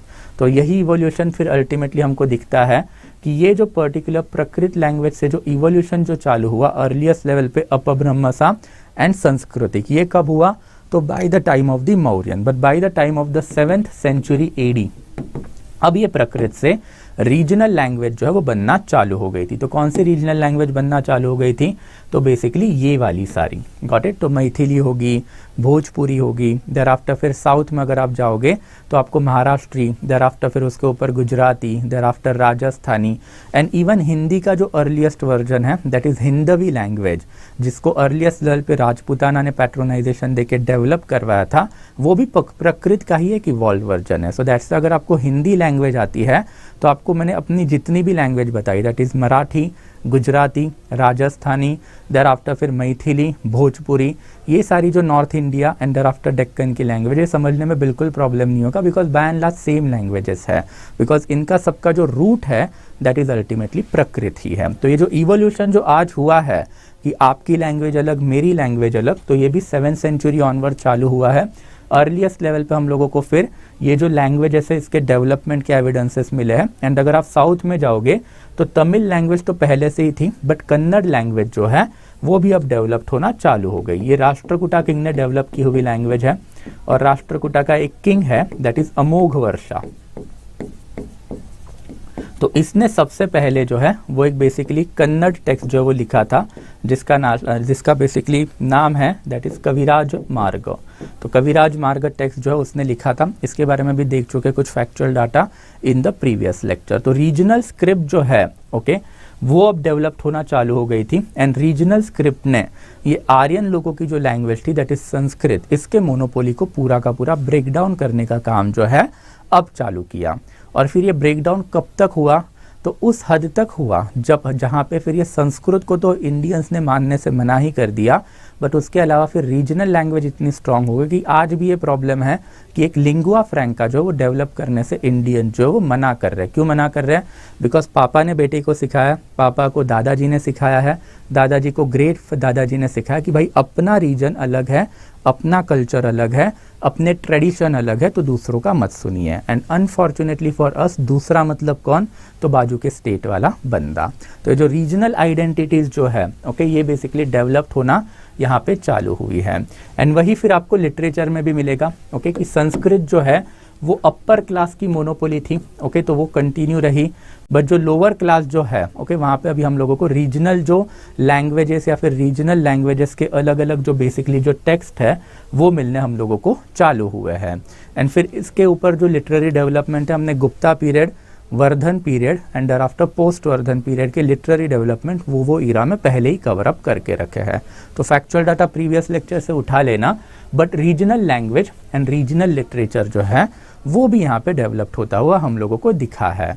And ultimately you can conclude this thing only कि जो प्रोसेस ब्राह्मणिकल रिलीजन ने चालू की थी, दैट इज सनातन धर्म ने चालू की थी, दैट इज वैदिक रिलीजन ने चालू की थी, अब उसके जो बुरे इम्पैक्ट जो अब सोसाइटी पे दिखना 700 ऑनवर्ड चालू हो गए थे। एंड दैट्स वाई फिर इंडियन हिस्टोरियन ने जब कॉलोनियल क्लेम को रिफ्यूट किया कि भाई ये जो आप सेपरेट कर रहे हो, बोल रहे हो कि पहले हिंदू था, तो देखिए भाई पहले सिर्फ हिंदू नहीं था, हिंदू के साथ बुद्धिस्ट था, जैन था, अजीविका थे, चार्वका थे, बहुत सारे रिलीजन थे। इंडिया के जो बड़े बड़े ये है दैट इज किंग है, तो आप नाम लीजिए, तो सबसे पहले you can talk about Ashoka, Buddha है, चंद्रगुप्त मौर्य जैन है, हर्षवर्धन अगेन बुद्धा है, कनिष्क अगेन बुद्धा है। तो आप ये कैसे बोल सकते हो कि जो 700 के पहले वाला पीरियड है हिंदू पीरियड है? वो नहीं था। India has always been a cosmopolitan culture में बिलीव रखने वाला कंट्री। अनफॉर्चुनेटली 700 AD के ऑनवर्ड के बाद ब्राह्मणिकल रिलीजन ने अपने आप को असर्ट करना चालू किया, जिसके वजह से polity, society economy and cultural field में ब्राह्मणिकल मोनोपोली आई, मतलब अपर वर्ण को प्रेफरेंस मिला, लोअर वर्ण है वो गरीबी में ढकेले गए। और यही एक प्रोसेस थी जिसके वजह से इंडिया जो है हम बेसिकली अपने आप को इस्लामिक इन्वेजन से बचा भी नहीं पाया। तो वो मीडिएवल इंडिया में देखेंगे वो सारी चीज़ें, बट ये ट्रांसफॉर्मेशन आज हम लोगों को समझना था कि why we consider 700 as the cutting point of the ancient India and beginning of the medieval India, because ancient time की सारी अच्छी चीज़ें अब खत्म होने को आई थी बिकॉज ऑफ सनातन धर्म, एंड दर आफ्टर फिर अब जो बुरी वाली चीज़ है वो अब चालू होना शुरू हो गई थी। तो पहले हम लोग एक पीरियड ऑफ डार्कनेस देखेंगे 700 to 1200 वाला, जहाँ पे पूरा का पूरा ब्राह्मणिकल रिलीजन अपने आप को असर्ट करते हुए मिला है। अल बरूनी के 1-2 एविडेंस ही मैंने आपको दिया, मैं आपको बाकी के बुक के भी एविडेंसेस दूंगा जब मीडिएवल इंडिया में जाएंगे। एंड दर आफ्टर फिर 1200 ऑनवर्ड तो इंडिया में इस्लामिक रूल ही आ गया। तो 1200 से लेके रफली 1526 तक सल्तनत, 1526 से 1857 तक मुगल्स। तो ये वाली जो पीरियड है अब वो मीडिएवल इंडिया में कवर करेंगे। But this particular chapter was all about that particular transformation, कि आप बेसिकली एंशियंट से मीडिएवल में जा रहे हो तो क्या हो रहा है। तो कोई नया रिलीजन नहीं आया है, ये कॉलोनियल थियरी उसको हम नहीं मानते, एक ट्रांसफॉर्मेशन हो रहा है। और ये ट्रांसफॉर्मेशन आपको कहाँ कहाँ पे दिखेगा, तो पॉलिटी में, सोसाइटी में, इकोनॉमी में, कल्चर में। कैसे, तो पॉलिटी में जो किंग थी उसकी पावर खत्म हो गई, फ्यूडल लॉर्ड है उसकी पावर बढ़ी, रीजनल आइडेंटिटीज है बढ़ना चालू हो गई। सोसाइटी में कैसे, अपर वर्ण, लोअर वर्ण, ये डिस्टिंक्शन सील हो चुका था, जाति सिस्टम प्रोलिफरेट हो चुकी थी, लोअर वर्ण है उनके सारे राइट जो अपर वर्ण ने निकाल लिए थे। फिर उसके बाद में इकोनॉमी में कैसे, तो इंडिया एक ज़माने में जो ट्रेडिंग अर्बन इकोनॉमी था अब वो रूरल अग्रेरियन इकोनॉमी बनना चालू हो गया था। And last one is basically the culture. Then culture में regional literature and regional identities developed होना चालू हो गई थी, जो हम लोगों को ह्यूएन सांग ने सबसे पहले जिसके अकाउंट दिए हैं। तो ये रियली बेसिकली ट्रांसफॉर्मेशन है, एंड इसके वजह से फिर 700 is a cutting tip, cutting point. Ancient खत्म हो गया, मीडिएवल जो है वो अभी हमारा चालू हो गया। So I hope it is quite clear. So now will move to the doubt clearing session, but उससे पहले ओके अगेन सिर्फ यही बताना है कि भाई 10th December is the last date. तो हार्डली अब 2 ही दिन बचे हैं, 1 या 2 दिन, आई डोंट नो आज 8 या 9 है मुझे वो भी नहीं पता, बट स्टिल तो अभी 1 या 2 ही दिन बचे हैं। तो again if you are preparing for 2024 guys, then this is the last opportunity for you to join this specific foundation GS live score. इसके बारे में मैंने आपको बताया था कि प्री एंड मेंस का होलिस्टिक प्रिपरेशन होगा, content, there after faculty and there after mentorship. ये तीनों चीज़ें जो है आपको इसमें बढ़िया क्वालिटी की क्यूरेटेड टू द UPSC ही मिलेगी। एंड देयर आफ्टर ये सारी जो चीज़ें एट अफोर्डेबल रेट अवेलेबल है, that is only for the 19,000, जिसमें प्री एंड मेंस का होलिस्टिक प्रिपरेशन आपका हो जाएगा। और आपको एक फाउंडेशन कोर्स जो वो हमेशा से ही करना रहता है। क्यों करना रहता है उसका रीज़न भी मैंने आपको बताया था कि बहुत टाइम पे हमें लगता है कि खुद के बेसिस पे कर लेंगे, हो जाएगा, बट अल्टीमेटली वो कहीं ना कहीं पे तो जो नॉलेज गैप या फिर लैक्यूना जो है वो आपको खा लेगा। आपको कंपटीशन करना है टॉप 1000 बच्चों से, अगर उसमें आपको आना है तो वो लेवल का नॉलेज बेस, वो लेवल का एक्सेप्टेंस एंड रैशनैलिटी आप में डेवलप करना पड़ेगा। और वो कब होगा, जब आपको इसके ये 3 चीज़ें इसका आपके पास एक्सेस होगा। So that's why it is basically you can consider as a last opportunity, the sooner the better. We are launching from the 10th of December, okay, and you can use the code SN live, okay, for the maximum possible discount guys. And again फिर जाते जाते finally PPT अभी तक upload नहीं हुई है, but bye 11 PM I will upload. थोड़ा late भी हो सकता है, ठीक है, घर पे पहुंचने में मुझे थोड़ा सा लेट हो जाता है कभी कभी, but I will upload it by tonight itself, सोने से पहले तो अपलोड करवा दूंगा। तो this is something for the today. Do subscribe to the group, do like the video अगर आपको पसंद आया तो। But this is basically the second last lecture. अब एक ही लेक्चर बचा है, कल लूंगा मैं, and there after will just wrap it up with the entire ancient India. तो 29 चैप्टर जो हमारे थे अब हमने होलिस्टिकली कवर कर लिए, एक ही नहीं किया है, दैट इज चैप्टर नंबर 26, जो हमारा basically central Asia and there after फिर साउथ ईस्ट एशिया के कॉन्टैक्ट के बारे में हमें बताता है। वो करने की ज़रूरत भी नहीं है, बट NCERT में है, तो एटलीस्ट मैंने आपको क्रक्स मटेरियल तो ग्रुप पे प्रोवाइड करवा के रखा है। तो एक बार बस क्रक्स मटेरियल पढ़ लेना, और अगर उसमें से कोई डाउट रहेगा तो tomorrow is the final opportunity, because कल जो है वो एंशिएंट का लास्ट लेक्चर में लेने वाला हूँ। There after I take a break of a week, 15 से 20 दिसंबर के अराउंड कहीं ना कहीं पे तो I will be starting up with the medieval on the daily basis. Okay, तो thank you so much guys. But again जाते जाते अगर आपका कोई अगर डाउट रहेगा, okay, then you can let me know. Okay, तो एक एक करके देखेंगे, ठीक है। तो फर्स्ट सांस्कृतिक inscription, yes, first major Sanskrit inscription, ये वाला वर्ड आपको याद रखना है। मेजर संस्कृत इंस्क्रिप्शन मतलब कौन सा? तो वो इंस्क्रिप्शन जो लोगों के पढ़ने के लिए लगाए गए हैं। तो अगर ऐसा वाला कोई इंस्क्रिप्शन सबसे पहले संस्कृत में लिखा है तो शकारुद्र दमन का जूनागढ़ वाला इंस्क्रिप्शन, जिसमें उसने हमें 3 लाइन लिखी है कि सबसे पहले सुदर्शन लेख जो बाजू में है वो किसने बांधी है? चंद्रगुप्त मौर्य। दूसरी लाइन उसने लिखी है कि अशोका के टाइम पे इसको रिपेयर किया गया है और इससे कनाल दैट इज कंड्यूट जो है वो निकाले गए हैं। तीसरा उसने लिखा कि अब ये वाली जो लेके वो खत्म हो चुकी है, बर्बाद हो चुकी है, मैं उसको रिपेयर कर रहा हूँ। एंड फिर इसी इंस्क्रिप्शन के ऊपर एक चौथी लाइन भी हम लोगों को मिली है जो हम लोगों को स्कंदगुप्ता की मिली है। तो रुद्रदमन समवेयर अराउंड 130-150 एडी के अराउंड था एंड स्कंदगुप्ता जो है वो बेसिकली 456 से लेके 467 के बीच में गुप्ता का किंग था। तो 300 साल बाद स्कंदगुप्ता ने भी अपनी एक लाइन डाल के रखी है कि भाई ये वाली जो रिपेयर लेख है इसको मैं वापस से रिपेयर करवा रहा हूँ। तो एक क्रोनोलॉजी जो है किंग की वो काफ़ी इंपॉर्टेंट है। सबसे पहले तो क्रोनोलॉजी हमें पता चलती है किंग की, राइट। आज आप और हम बैठ के आसानी से पढ़ पा रहे हैं बिकॉज किसी हिस्टोरियन ने जूनागढ़ इंस्क्रिप्शन को ढूंढा, उसको पढ़ा और ये क्रोनोलॉजी जो है वो अच्छे से प्लेस करके हमारे पास पास ऑन की है। तो क्रोनोलॉजी हमें समझी। एंड सेकेंड इंपॉर्टेंट कि ये लिखा संस्कृत में है। इसके पहले के जितने भी इंस्क्रिप्शन है वो सारे के सारे प्राकृत लैंग्वेज में ही लिखे जाते थे। तो प्राकृत वॉज द मेन लैंग्वेज। तो हमने देखा था कि जो अशोका के जो इंस्क्रिप्शन है वो सारे के सारे एक तो प्राकृत लैंग्वेज में है या फिर ग्रीक या फिर जो अरेमिक लैंग्वेज है उसमें है। ओके, या नहीं, ह्यूएनसांग ने नहीं मेंशन किया है मैत्रिका का राजा 300 साल। ये बेसिकली काल्हाना के राजतरंगिनी में मेंशन है, नाम में गड़बड़ मत कीजिए, राइट। तो मैत्रिका 300 ईयर्स ये ह्यूएनसांग ने मेंशन नहीं किया, ये काल्हाना के राजतरंगिनी की इंफॉर्मेशन है। Okay, I hope it is clear Adarsh, ठीक है। अब मुझे नहीं पता आपने ह्यूएनसांग कहाँ से पढ़ लिया यहाँ पे, ठीक है। उसके बाद में यस तांत्रिज्म ट्राइबल सोसाइटी में होता है, मतलब दैट इज तो क्वाइट गिवन थिंग, राइट, कि तंत्र मंत्र वाली जो विद्याएं जो है ये झाड़ फूक के जंगलों में होती है and that's why it is always considered as a tribal religion, ठीक है। यस एब्सोल्युटली, अरे मतलब वही आपको हर एक जगह पे ये फिनोमिनॉन दिखेगा। अब जब भी आप थ्रू आउट लाइफ कहीं पे भी घूमोगे तो लोकल लेवल पे सिर्फ जो गॉडेस के जो टेम्पल है वहाँ पे जाके आप देखोगे कि ये भगवान अलग है। ये एक ज़माने यहाँ पे कोई तो ट्राइबल कम्युनिटी रहा होती थी, ओके, उनके बेसिकली ये गॉड्स हैं। और अगर इनके गॉड्स है तो इनको जो है लार्जर हिंदू डेटीज़ का एक पैंथियन जो है वो मतलब एक अवतार जो है वो बनाया गया है। तो ये बेसिकली आप इसी को प्रोसेस ऑफ आर्यनाइजेशन बोलोगे, जो आर.एस. शर्मा भी उसी की तो बात करते हैं फिर अल्टीमेटली, राइट। तो आर.एस. शर्मा का भी वही कहना है when he is talking about the divine hierarchy. मेरा नहीं कहना है, हिस्टोरियन में जनरल एग्रीमेंट है कि एक ज़माने में ये जो बाहर से आया हुआ आर्यन रिलीजन है इसको फैलाने का काम हुआ है। और ये core area that is Prachi मतलब मगध एंड उत्तर प्रदेश वाला एरिया, यहाँ से ये प्रोसेस चालू हुई है। पहले ये प्रोसेस नॉर्थ इंडिया में कंप्लीट हुई bye the time of the Mauryan and फिर मौर्यन के बाद ये साउथ इंडिया में फैलना चालू हो गई एंड फिर गुप्ता पीरियड के बाद इसने साउथ इंडिया में भी खुद को असर्ट करवा लिया, मतलब पूरा का पूरा जो है फॉर्म करवा लिया। Got it? यस, ठीक है। या आई hope it is quite clear. दक्षिण भारत का विस्तृत इतिहास करने की यूपीएससी में कोई ज़रूरत नहीं है, right. We are studying it not from the educational purpose but from the UPSC purpose.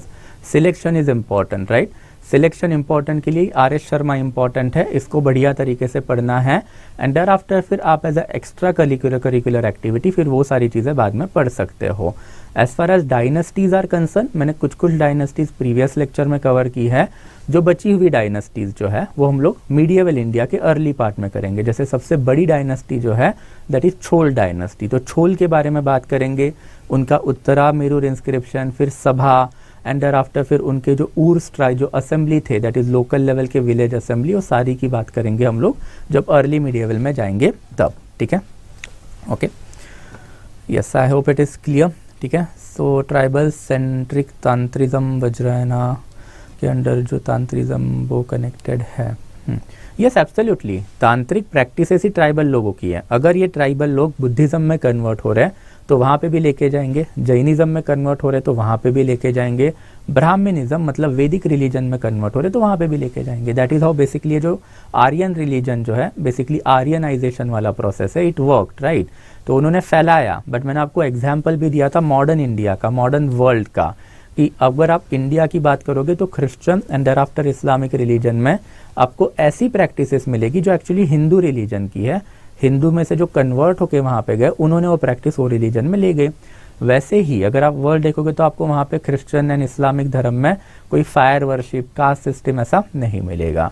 तो वैसे आप नॉन ट्राइबल लोगों को अगर आर्यन सोसाइटी में ला रहे हो तो वो लोग उनकी प्रैक्टिसेस है वो भी लेके आएंगे। एंड दैट्स व्हाई फिर ब्राह्मणाज ने भी इसको लेजिटिमेसी देना चालू किया, because you need to understand, लोगों को मारना नहीं, उनको कन्वर्ट करना है, तो उनको जो चाहिए दो ना, क्या प्रॉब्लम है right.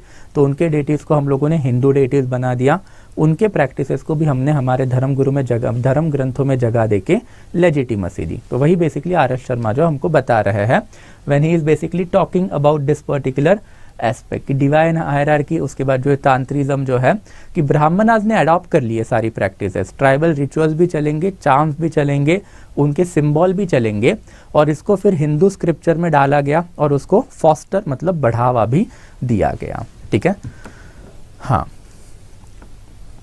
Okay, so I hope it is quite clear. हाँ, रामायण का टाइम पीरियड है ही नहीं बिल्कुल भी राइट, मतलब रामायण हुआ है कि नहीं इसके ऊपर भी अभी तक डाउट है। तो मैंने आपको ये पहले लेक्चर्स में भी बताया था कि आपके पास सोर्सेस होते हैं, कुछ बुक आपको मिलते हैं एंशियंट टाइम के, हिस्टोरियन इसको पढ़ते हैं, उससे एक ट्रुथ डिराइव करेंगे, और ये ट्रुथ है, अगर उसमें मेजॉरिटी ऑफ हिस्टोरियन ने एक्सेप्ट कर लिया कि ये ट्रुथ है तो वो हिस्ट्री बन जाता है, इतिहास बन जाता है।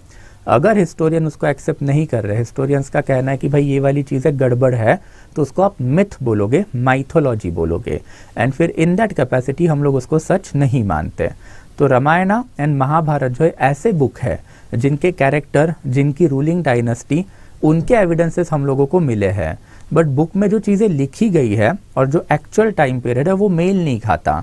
जैसे कि फॉर एग्जाम्पल ऐसा बेसिकली भगवत पुराण में लिखा गया है कि भगवत पुराण में अराउंड 3000 BC के अराउंड कही, तो मतलब आज से 5000 साल पहले महाभारत हुआ है। बट फिर हम लोग जब आर्कियोलॉजिकली जाते हैं तो भाई 5000 साल पहले ओके इंडिया में ऐसा कोई कल्चर ही नहीं था, वैदिक कल्चर नहीं था, हिंदू रिलीजन नहीं था, तब तो हड़प्पा के लोग रहते थे और उनके पास भी एकदम लो लेवल की झुग्गी बस्तियों वाले जो सेटलमेंट होते हैं वो वाले थे। तो एट दैट टाइम अगर आप रथ और ये सब बड़े बड़े बंगले, बड़े बड़े पैलेसेस की बात कर रहे हो तो वो गड़बड़ है। तो that's why the debate is there okay. But मैंने आपको ये पहले वाले लेक्चर्स में भी समझाया था कि आज की जो माइथोलॉजी है वो कल का इतिहास बन सकता है, रिसर्च चल रहा है, यू नेवर नो कब नए फैक्टर्स आ जाएंगे और हम लोग इनको सच भी मानने लग जाएंगे राइट। बट इसमें स्ट्रगल होने की कोई ज़रूरत नहीं है बिल्कुल भी, because right now today in 2022 हम लोग ये सारी माइथोलॉजी है ऐसा ही मानते हैं। Got it? माइथोलॉजी मतलब something that might not have awkward, but obviously research चल रहा है, रिसर्च जब प्रूव करेगा कि ये चीज़ें हुई थी तब जाके फिर ये आपके हिस्ट्री का ट्रेडिशन भी बनेगी और फिर आपको इसको बुक में पढ़ाया भी जाएगा। तो अभी आपने देखा बुक में इसके बारे में पढ़ाया भी नहीं जाता, बिकॉज हम इसको इतिहास नहीं मानते, मिथ मानते हैं, माइथोलॉजी मानते हैं, दंत कथाएं मानते हैं। तो इनको बुक में डालने के लिए आपको ये प्रूव करना पड़ेगा कि ये दंत कथाएं नहीं है, ये सच है। अब वो प्रोसेस चल रही है, जब होगी तब देखेंगे। ठीक है, या okay, I hope it is quite clear. Okay, या ओके, सो पहले वाले डाउट्स तो मैंने पहले ही ले लिए थे। ठीक है, ठीक है। नहीं, नितिन सिंघानिया तो पहले से ही मैंने आपको बता के रखा था यार, देखो मत करो, बट अगर करना भी है तो फिर बहुत सिलेक्टिवली करना है। सिलेक्टिव चैप्टर उठाने, उसमें से आर्ट एंड आर्किटेक्चर वाला करोगे, पेंटिंग वाला करोगे, बस दैट्स इट।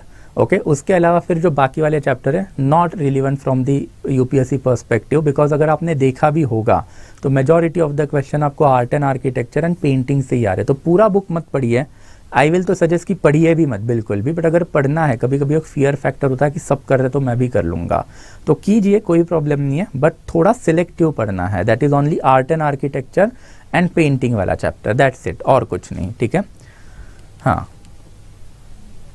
हाँ okay. So history is complicated because most people, देखो यार, देखो मतलब कोशलेश मैंने आपको पहले भी बताया था right, I am not here for this Hindu religion से रिलेटेड वाला डिबेट है, मैं आपको बस चीज़ें समझा रहा हूँ कि ये चीज़ें as it is happening in India since ancient time. अब सिनौली में हम लोगों को एक रथ तो मिला है, बट रथ मिला है तो इसका मतलब entire gamut of the history might change. But अभी रथ एक जगह पे मिला है तो उसके ऊपर अब एक रिसर्च कैरी आउट किया जाएगा, ये पहले जाना जाएगा, समझा जाएगा कि कैसे मिला है कैसे नहीं मिला है। इसमें कॉलोनियल हिस्टोरियन, कैम्ब्रिज हिस्टोरियन भी आएंगे, नेशनलिस्ट हिस्टोरियन एंड उनके बाद के मार्क्सिस्ट हिस्टोरियन, सबल्ट्रान हिस्टोरियन भी आएंगे। वो अपना अपना रिसर्च कैरी आउट करेंगे, इसके ऊपर एक बड़ी थीसिस पेपर बनाया जाएगा। वो पेपर फिर पूरे इंडिया में, वर्ल्ड में जितने हिस्टोरियंस उनमें बांटा जाएगा, वो अपनी रिसर्च लेके आएंगे and there after we will consider it as a true. तो जैसे अभी हम लोगों को सिनौली मिला था, वैसे ही 1970s में सुरकोतड़ा में एक हॉर्स बोन हम लोगों को मिला था। बट अल्टीमेटली रिसर्चर्स ने यही प्रूव किया कि हड़प्पा में हॉर्सेस नहीं थे। कैसे नहीं थे? कि भाई हॉर्स बोन हम लोगों को मिला है, बट इतनी बड़ी सिविलाइजेशन है, एक ही जगह पे हॉर्स बोन मिला है, तो अगर हॉर्स इनको पता होता तो हर जगह पे हॉर्स के एविडेंसेस मिलने चाहिए थे, राइट। और वही वाली थियरी अब ये सिनौली के लिए काउंटर भी बनती है कि भाई एक रथ मिला है हम लोगों को, बट एक ही मिला है, और उसका अभी तक रेडियो कार्बन डेटिंग करके उसका डेट निकाल के उसके ऊपर क्या एग्जैक्टली फैक्टर थे कि सिनौली में हम लोगों को वो चीज़ मिली है, एंड फिर वो एक्चुअल में 3000 BC की थी या नहीं थी। तो इसके ऊपर अभी archaeological survey of India research कर रहा है। सो वेट फॉर इट, 2-4 साल लगेंगे उनको पूरा रिसर्च करने में। फिर उसके बाद वो पेपर फ्लोट करेंगे पूरे दुनिया में, फिर वहाँ से कुछ काउंटर आएंगे एंड देयर आफ्टर ये डिबेट जो वो सेटल होगी। तो आप मान सकते हो, आई एम नॉट सेइंग कि आपको नहीं मानना चाहिए, I am not denying it, पर वो यूपीएससी नहीं मान रही है ना यार, सो दैट्स हम पढ़ते नहीं है, that is what I am trying to tell you. Okay या okay, so spread of civilization in east was the okay Gupta period. अरे ईस्टर्न साइड में तो गुप्ता बैठे थे, राइट। उत्तर प्रदेश, मगध, पाटलिपुत्र उनका कैपिटल था। वेस्टर्न साइड में मौर्यंस के टाइम पे हुआ, साउथर्न साइड में गुप्ता के टाइम पे हुआ, राइट। ठीक है, हाँ okay, so I hope it is quite clear. ठीक है, ठीक है, okay, anything till here so far guys? ठीक है, या okay, so I hope it is. देखो स्नेहा, वापस से वही वाली चीज, अगर आप मानोगे यूपीएससी ने सवाल पूछा आपको कि Harappans were aware of the horses, और अगर आपके मानने से आपने उसको टिक मारा, 2 मार्क्स चले जाएंगे। देखो बहुत प्लेन एंड सिंपल है, यूपीएससी तो नहीं मानती है ना, वही तो मैं आपको बताने की कोशिश कर रहा हूँ। भावनाओं बीच में लाओ ही मत। एक आपके पास सिलेबस है, एक आपके पास बुक है, उसको पढ़ो, उसी को सच मानो, बिकॉज एग्जाम सिलेक्ट होना है। आईएएस का टैग चाहिए कि नहीं चाहिए, राइट, वो आएगा। तो उसके बाद में आप थीसिस दो, उसके बाद में थियरी बनाओ, आपको लोग भी सुनेंगे यार, पहले आईएएस तो बनो, पर पहले उसके लिए ये बुक में जो लिखा है वही पढ़ना है।